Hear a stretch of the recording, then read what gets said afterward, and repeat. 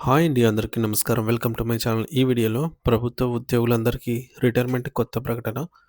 దీనికి సంబంధించిన పూర్తి వివరాలు వీడియోలో తెలుసుకుందాము. వీడియో అయితే ఎక్కడే గాని స్కిప్ చేయకుండా ఎండ్ వరకు చూసేయండి. అప్పుడే ఇన్ఫర్మేషన్ పూర్తిగా అర్థమవుతుంది. అలాగే వీడియో చూస్తున్న ప్రతి ఒక్కరు వీడియోకి లైక్ చేయండి ఫ్రెండ్స్. ఈ వీడియోని తోటి ఉద్యోగ పెన్షన్ మిత్రులతో అయితే షేర్ చేయండి. కొత్తగా మన ఛానల్ చూస్తున్న వారు ఇంకా ఎవరైనా సబ్స్క్రైబ్ చేసుకున్నట్లయితే వెంటనే మన ఛానల్‌ని సబ్స్క్రైబ్ చేసుకోండి. సో, దీని ద్వారా నేను చేసే లేటెస్ట్ వీడియోస్ అన్నీ మీ వరకు రీచ్ అవుతాయి. ఇక ఆలస్యం చేయకుండా వివరాల్లోకైతే వెళ్ళిపోదాము. సో, ఫ్రెండ్స్ ఇక విషయానికొచ్చినట్లయితే మనకు ఇవాళ అందినటువంటి అప్డేట్ ప్రకారంగా చూసుకున్నట్లయితే రిటైర్మెంట్‌కి సంబంధించి కొత్త ప్రకటన అయితే వెలువడటం జరిగింది. అది ప్రభుత్వ ఉద్యోగుల పదవీ విరమణ వయసు పెంపుపై నేడొక అత్యంత కీలకమైన సమాచారం బయటకొచ్చింది. ఉద్యోగ వర్గాల్లో ఈ అంశంపై గత కొంతకాలంగా పెద్ద ఎత్తున చర్చ జరుగుతోంది. సో, ముఖ్యంగా రాష్ట్రం మరియు కేంద్ర ప్రభుత్వ ఉద్యోగులు తమ రిటైర్మెంట్ వయస్సును పొడిగింపు కోసం ఎంతో కాలంగా ఆశగా అయితే ఎదురుచూస్తూ ఉన్నారు. మరి గతంలో ప్రభుత్వాలు ఉద్యోగుల పదవీ విరమణ వయస్సును 60 ఏళ్లకు మించి పెంచే ఆలోచన లేవని పలు సందర్భాల్లో స్పష్టం చేసినప్పటికీ, తాజా పరిణామాలు కొత్త ఆశలను అయితే చిగురింపజేస్తూ ఉన్నాయి. రాబోయే శీతాకాల సమావేశాల్లో వింటర్ సీజన్స్‌లో ఉద్యోగుల పదవీ విరమణ వయస్సుపై ఒక నిర్ణయాత్మకమైనటువంటి ప్రకటన వచ్చే అవకాశం ఉందని విశ్వసనీయ వర్గాల నుండి అందుతున్నటువంటి సమాచారము.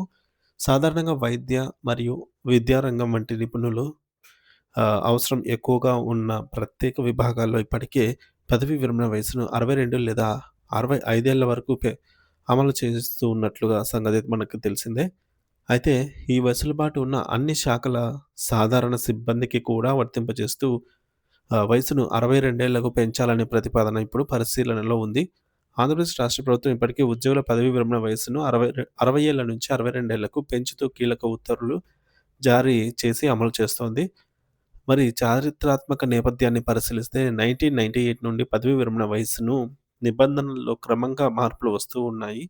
అప్పట్లో వయసు పరిమితిని పెంచుతూ తీసుకున్న నిర్ణయం ఉద్యోగులకు పెద్ద ఊరటనిచ్చింది.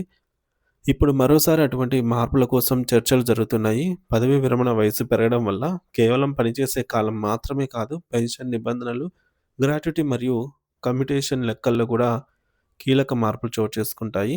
రిటైర్మెంట్ వయస్సు పొడిగింపు వల్ల ప్రభుత్వానికి అనుభవజ్ఞులైన సిబ్బంది సేవలు మరికొంతకాలం అందుతాయి.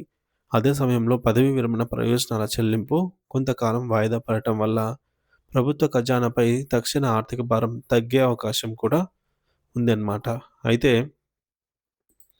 ఇది నిరుద్యోగ యువతపై చూపే ప్రభావం మరియు ప్రమోషన్ల జాప్యం వంటి అంశాలను కూడా ప్రభుత్వం పరిగణలోకి తీసుకోవాల్సి ఉంటుంది. ప్రస్తుతానికి శీతాకాల సమావేశాల్లో రాబోయే ఈ కీలక నిర్ణయంపై అందరి దృష్టి నెలకొంది. ఒకవేళ ప్రభుత్వం అధికారికంగా 62 ఏళ్లు పొడిగిస్తూ నిర్ణయం తీసుకుంటే అది లక్షలాది మంది ప్రభుత్వ ఉద్యోగుల జీవితాల్లో కొత్త ఉత్సాహాన్ని నింపుతుంది. ఈ ప్రక్రియలో భాగంగా సర్వీస్ నిబంధనలు మరియు పెన్షన్ మినహాయింపులకు సంబంధించి నూతన మార్గదర్శకాలు కూడా విడుదలయ్యే అవకాశం ఉంది.